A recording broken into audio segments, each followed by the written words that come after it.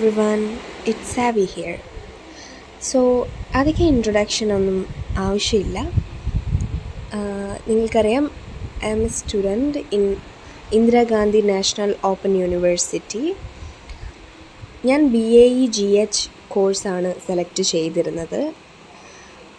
അപ്പോൾ അതിൽ ഇലക്റ്റീവായി നമുക്ക് ഒരു കോഴ്സ് സെലക്ട് ചെയ്യാം അല്ലേ? അങ്ങനെ തിരഞ്ഞെടുത്ത ഒരു കോഴ്സ് ആണ് ഞാൻ ജനറൽ സൈക്കോളജിയാണ് ചൂസ് ചെയ്തത്. So let's start it. അപ്പോൾ തുടങ്ങുന്നതിന് മുന്നേ നമുക്ക് Bpcg 171 എന്താണെന്ന് അറിയണം. അതിൻ്റെ ഒരു ഇൻട്രൊഡക്ഷൻ ആയിക്കോട്ടെ ആദ്യം തന്നെ. അപ്പോൾ Bpcg 171 എന്ന് പറയുന്നത് ജനറൽ സൈക്കോളജിയാണ്. ഇഗ്നോയിലൊരു ഇലക്റ്റീവ് കോഴ്സായിട്ട് സെലക്ട് ചെയ്യാൻ പറ്റുന്നതാണിത്. അപ്പോൾ ഇതിൽ വരുന്നത് 4 ബ്ലോക്സാണ്. അതിൽ ആദ്യത്തെ ബ്ലോക്ക് ഓറിയൻറ്റേഷൻ ഓഫ് സൈക്കോളജി. നിങ്ങൾ കയ്യിൽ ടെക്സ്റ്റ് ഉണ്ടെങ്കിൽ എടുത്തു വെച്ചോ, അതാകുമ്പോൾ നമുക്ക് ഈസിയായി കാര്യങ്ങൾ മനസ്സിലാക്കാൻ പറ്റും. And also A pen or pencil എടുത്തോളൂ. ഓക്കെ, അപ്പോൾ ആദ്യത്തെ ബ്ലോക്ക് എന്ന് പറയുന്നത് ഓറിയൻറ്റേഷൻ ടു സൈക്കോളജി. അതിൽ തന്നെ 4 യൂണിറ്റാണ് വരുന്നത്. പിന്നെ രണ്ടാമത്തത് biological basis of behaviour. Third unit വരുന്നത് cognitive process, attention, perception, learning, memory and thinking. And the fourth unit വരുന്നത് affective processes, motivation and emotions. അപ്പോൾ ഫസ്റ്റ് തന്നെ നമുക്ക് ബ്ലോക്ക് 1 കംപ്ലീറ്റ് ചെയ്യാം, എന്നിട്ട് ബാക്കിയുള്ളതിനെക്കുറിച്ച് ഡിസ്കസ് ചെയ്യാം. സോ ഞാൻ ഇന്ന് സ്റ്റാർട്ട് ചെയ്യുന്നത് ബ്ലോക്ക് 1 ഓറിയൻറ്റേഷൻ ടു സൈക്കോളജിയിൽ unit 1 nature of psychology and socio culture process of behaviour എന്ന യൂണിറ്റാണ്. നമുക്ക് ഈ യൂണിറ്റ് 1 ഒന്ന് ഫുള്ളായി റീഡ് ചെയ്യാം. അതിൻ്റെ ഇടയ്ക്ക് നമുക്ക് അതിൽ വരുന്ന ഇമ്പോർട്ടൻറ്റ് വേർഡ്സ് ആൻഡ് നോട്ട്സ് ഒന്നും ജസ്റ്റ് അണ്ടർലൈൻ ചെയ്ത് വെക്കാം. അപ്പോൾ ആദ്യം തന്നെ ടെക്സ്റ്റിൽ നമുക്ക് കാണാം, ഇൻട്രൊഡക്ഷനാണ് വരുന്നത്. റീഡ് അല്ലേ? അപ്പോൾ ഈ പാരഗ്രാഫിൽ പറയുന്നത് സൈക്കോളജി എന്ന് പറയുന്നത് ആസ്പെക്ട്സിലും കൺസേൺഡ് ആയിട്ടുള്ള ഒന്നാണ്. So and that is why everyone is interested in psychology. അതുകൊണ്ടാണ് എല്ലാവർക്കും സൈക്കോളജിയിലൊരു ഇൻട്രസ്റ്റ് ഉള്ളത്. പക്ഷെ ഒരുപാട് മിസ്കോൺസെപ്റ്റ്സ് സൈക്കോളജിയെക്കുറിച്ച് ഉണ്ടായിട്ടുണ്ട്. മാഡ് പീപ്പിൾസിനെ ട്രീറ്റ് ചെയ്യുന്നതാണ് സൈക്കോളജി എന്നും, പിന്നെ നമ്മുടെ ഭാവിയെ പ്രവചിക്കാൻ കഴിയുന്നതും അങ്ങനെയൊക്കെയുള്ള ആൾക്കാരാണ് സൈക്കോളജിസ്റ്റ് എന്നാണ് എഴുതിയിരുന്നത്. അതായത് ഈ ആസ്ട്രോളജേഴ്സിനെ പോലെ, ഈ പാൽമിസ്റ്റ് കൈ നോക്കുന്ന ആൾക്കാർ, അങ്ങനെയൊക്കെയുള്ള ആൾ പോലെയാണ് സൈക്കോളജിസ്റ്റ് എന്നാണ് മുന്നേ കാലത്ത് കരുതിയിരുന്നത്. നെക്സ്റ്റ് പാരഗ്രാഫ് വരുന്നത് you might have psychology, psychologist, mental, psychological എന്നൊക്കെയുള്ള വേർഡ്സ് കേട്ടിട്ടുണ്ട്. പക്ഷേ എന്താ സൈക്കോളജി എന്ന ടേമിൻ്റെ മീനിങ് എന്ന് നമുക്കറിയില്ല. ആൻഡ് എങ്ങനെയാണ് ഈ സൈക്കോളജി ഇവോൾവ് ചെയ്തത്, സൈക്കോളജി ഒരു സയൻസ് ആണോ എന്നൊന്നും നമുക്ക് അറിയില്ല. എന്തിനെക്കുറിച്ച് പഠിക്കുന്നതാണ് സൈക്കോളജി എന്നൊന്നും ആദ്യകാലത്ത് നമുക്ക് അറിയണ്ടായിരുന്നില്ല. അപ്പോൾ അവർ പറയുന്നത് ഈ യൂണിറ്റ് കൊണ്ട് നമുക്ക് ഈ എല്ലാ ക്വസ്റ്റ്യൻസിനുമുള്ള ആൻസർ കിട്ടുമെന്നാണ്. Okay, let's check it out. അപ്പോൾ അടുത്തത് വരുന്നത് ഇതിൻ്റെ ഒബ്ജക്റ്റീവ്സ് ആണ്. After finishing this unit you would be able to understand the origin and nature of psychology. ഒറിജിനും സൈക്കോളജിയുടെ നാച്ചറും നമുക്ക് മനസ്സിലാവും. പിന്നെ സൈക്കോളജിയുടെ സയൻറ്റിഫിക് നാച്ചർ നമുക്ക് മനസ്സിലാവും. പിന്നെ know the scope and applications, ഈ സൈക്കോളജിയുടെ സ്കോപ്പും അപ്ലിക്കേഷൻസും നമുക്ക് മനസ്സിലാക്കാൻ കഴിയും. പിന്നെ understand different method to study psychology, psychology പഠിക്കാനുള്ള ഡിഫറെൻറ്റ് മെത്തേഡ്സ് നമുക്ക് മനസ്സിലാവും. പിന്നെ understand the role of socio culture process underlying human behaviour, നമ്മുടെ ഹ്യൂമൻ ബിഹേവിയറിൽ സോഷ്യോ കൾച്ചറായിട്ടുള്ള കാര്യങ്ങൾ എങ്ങനെയാണ് സ്വാധീനിക്കുന്നത് എന്ന് നമുക്ക് മനസ്സിലാക്കാൻ കഴിയും. സോ അതിൽ ആദ്യം വരുന്ന ടോപ്പിക്കാണ് psychology its origin and evolution. The origin of psychology dates back in 1870s. The term psychology is derived from two Greek words, psyche and soul or breathe, and logos means knowledge or study. The word psychology was not in common use before the 19th century, and the field of psychology did not actually become an independent science until the middle of 19th century. Origin of psychology is in 1870 1870 psychology ഉണ്ടാവുന്നത്. The term psychology is derived. ഈ psychology എന്ന term derive ചെയ്തത് Greek words ആയ psyche, അതായത് soul, breath എന്നൊക്കെയാണ് സൈക്കിൻ്റെ അർത്ഥം വരുന്നത്. ഈ സൈക്കി ആൻഡ് ലോഗോസ്, അതായത് നോളജ് ഓർ സ്റ്റഡി എന്ന അർത്ഥം വരുന്ന ഈ സൈക്കി ആൻഡ് ലോഗോസ് എന്ന ഈ രണ്ട് ഗ്രീക്ക് വേർഡ്സ് കൂടി ചേർന്നാണ് സൈക്കോളജി എന്ന വേർഡ് ഡിറൈവ് ചെയ്ത് വരുന്നത്. The word psychology was not in common use before 19th century. 19th centuryക്ക് മുന്നേ സൈക്കോളജി എന്ന പേര് കോമണായി യൂസ് ചെയ്തിരുന്നില്ല. The field psychology was not independent science. അതിന് മുന്നേ ഈ 19th centuryക്ക് മുന്നേ സൈക്കോളജി എന്ന് പറയുന്നത് ഇൻഡിപെൻഡൻ്റ് ആയിട്ടുള്ള ഒരു സയൻസ് അല്ലായിരുന്നു. ഓക്കെ, ഇതിൻ്റെ next paragraph. Psychology emerged as an independent academic discipline in 1879.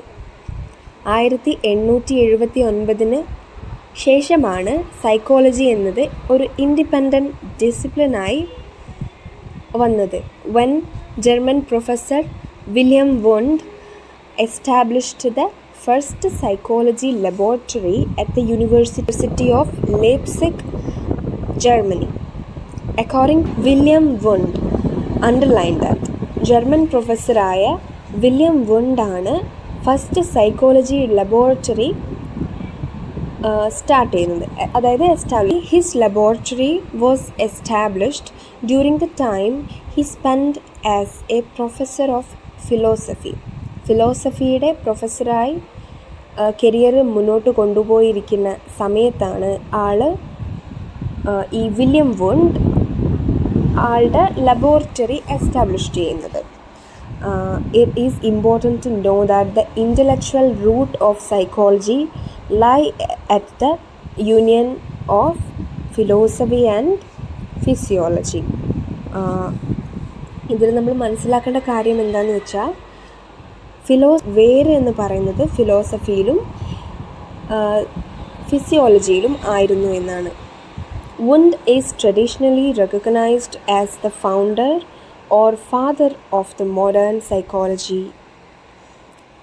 Underline that modern psychologyയുടെ ഫാദർ ആയിട്ടാണ് വുണ്ടിനെ കണക്കാക്കുന്നത്. And 1879 is seen as the year in which the psychology finally emerged as a unique field. Prior to Wundt, it was not possible to major in psychology because there was no official psychologist or psychology department. വുണ്ടിന് മുന്നേ, അതായത് 1879 മുന്നേ സൈക്കോളജിയിൽ നമുക്ക് ഒരു മേജറായിട്ട് പഠിക്കാൻ പറ്റില്ല.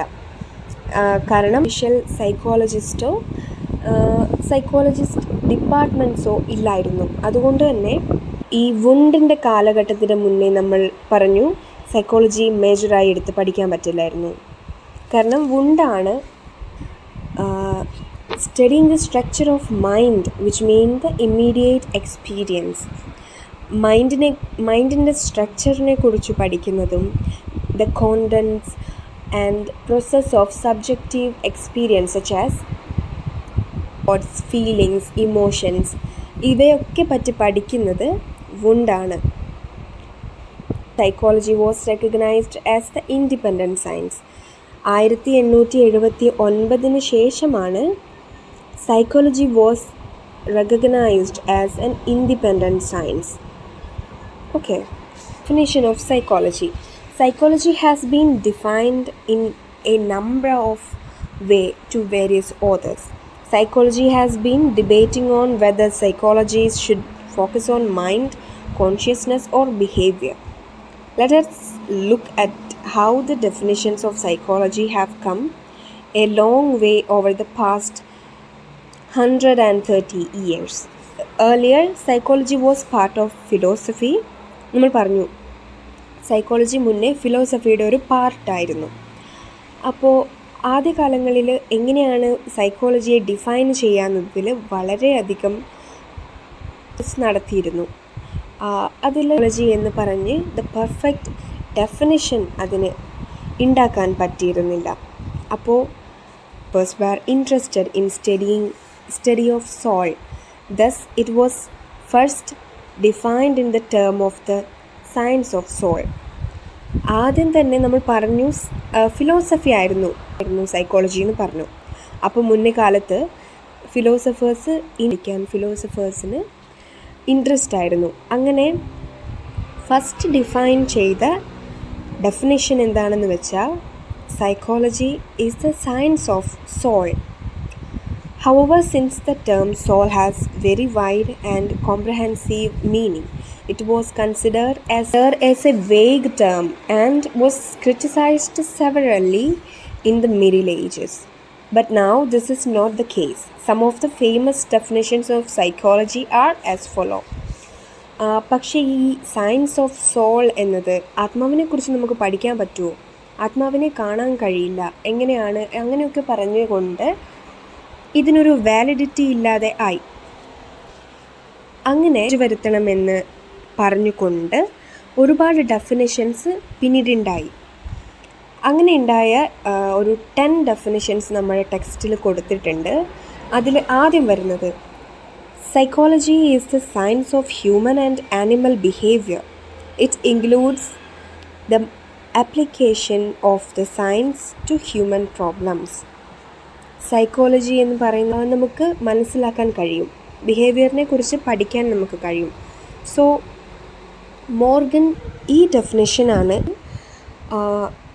Enlarge ചെയ്ത് വന്നതാണ്. ബാക്കി കാണുന്ന ഡെഫിനിഷൻസ് നമുക്ക് വായിച്ചു നോക്കാം. The second one is psychology is the scientific study of behaviour and mental process.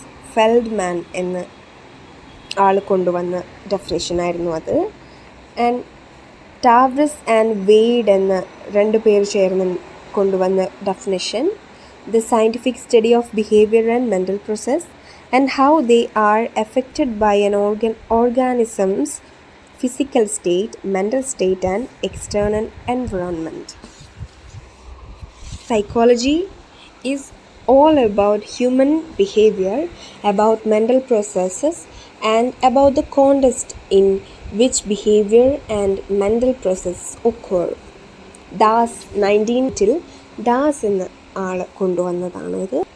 And ലാഹെ കൊണ്ടുവന്ന ബിഹേവിയർ ആൻഡ് മെൻ്റൽ പ്രോസസ്. അങ്ങനെ ഇത് 2008 റാക്ടസ് എന്ന ആൾ that studies behavior and mental process. That's the last definition. So കരുതുന്നത് ഇത്രയും topic എടുക്കാമെന്നാണ്. ഇവിടെ നമുക്ക് self assessment questions കൊടുത്തിട്ടുണ്ട്. അത് നമുക്ക് റീഡ് ചെയ്യാം. ട്രൂ ഓർ ഫോൾസ് ആണ്.